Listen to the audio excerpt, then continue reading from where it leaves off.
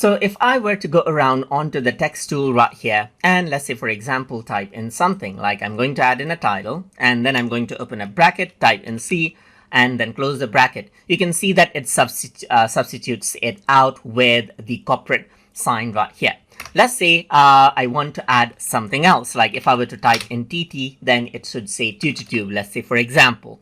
Then I can go around over here onto tools right here, just like this. Then I can go around over here onto preferences, and here you can see that substitution is an option. So C is here, as you can see. So I'm just going to add in TT, and this, what I want to replace it with is TutuTube right here, just like this. And I'm going to press OK. So now if I were to press TT space right here, you can see that it replaces it out with TutuTube right here, just like this. And that is simply how you can work around with substitution right here.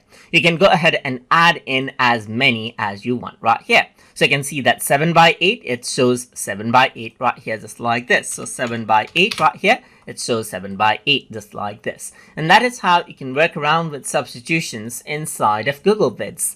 So I hope you guys learned something as always. And as always, please like, comment, share, and subscribe.